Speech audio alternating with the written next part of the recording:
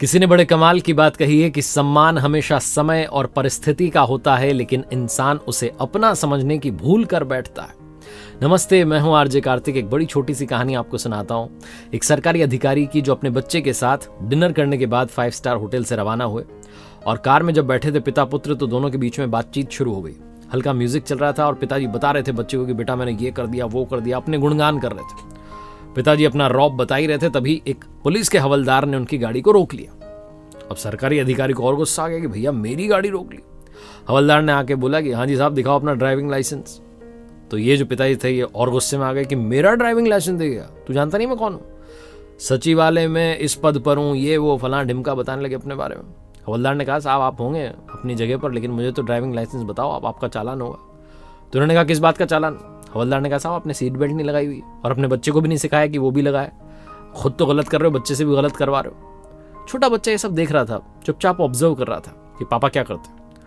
पिताजी ने और रौब जो है झाड़ा बोले कि अरे तुझे पता नहीं है, ये वो नाम वाम बताने लगे अधिकारियों के, पुलिस अधिकारियों के, इनके, उनको जानता हूँ इनको जानता हूँ, अभी करूँ तुम्हारे जैसों के तो हम रोज साइन करके ट्रांसफर करते हैं। 50 बातें उसको बोलने लगे। हवलदार ने कहा अच्छा साहब ठीक है, मैं आपका चालान नहीं करता, लेकिन अभी आपको सीट बेल्ट लगानी पड़ेगी, बच्चे को भी लगवानी पड़ेगी, उसके बाद ही गाड़ी आगे जाने दूंगा, वरना गाड़ी आगे नहीं जाने दूंगा। ये तो मेरी बात है, आपको ये बात तो माननी पड़ेगी। इन साहब को भी लगा सरकारी अधिकारी को कि अरे मान लेता हूँ, इतनी सी बात कहाँ बात को आगे बढ़ाते हैं। चुपचाप इन्होंने बेल्ट लगाई, बच्चे से बोला बेटा बेल्ट लगा लो, गाड़ी आगे बढ़ गई।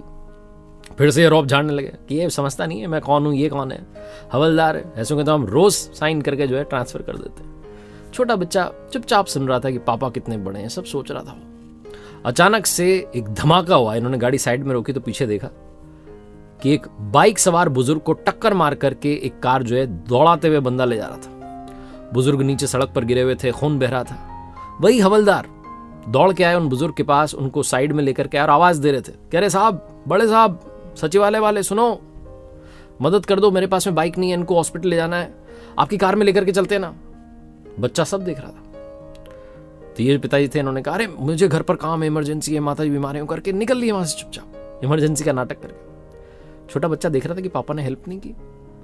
रास्ते में फिर से वही बड़ी बड़ी बातें करते हुए घर पहुंच गया।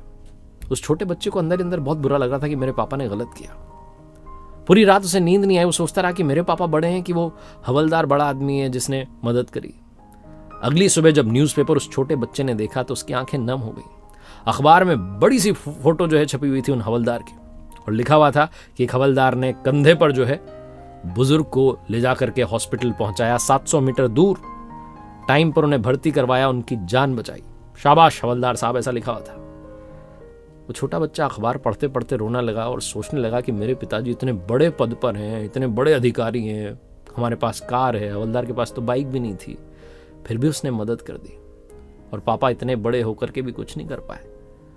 उस बच्चे ने कुछ बोला नहीं, वो बस अखबार ले जाकर के पिताजी को दे आया, बोला पापा पढ़ लेना, आपके काम की खबर छपी है। बहुत छोटी सी कहानी है जिसका सार ये समझाता है कि आप चाहे जितने बड़े हो जाएं, जितना पैसा कमा लें, जितनी पद प्रतिष्ठा गरिमा आ जाए, याद रखिए अगर आपके अंदर इंसानियत नहीं है तो आप इंसान नहीं है। इंसान होने का सबसे बड़ा गुण है इंसानियत।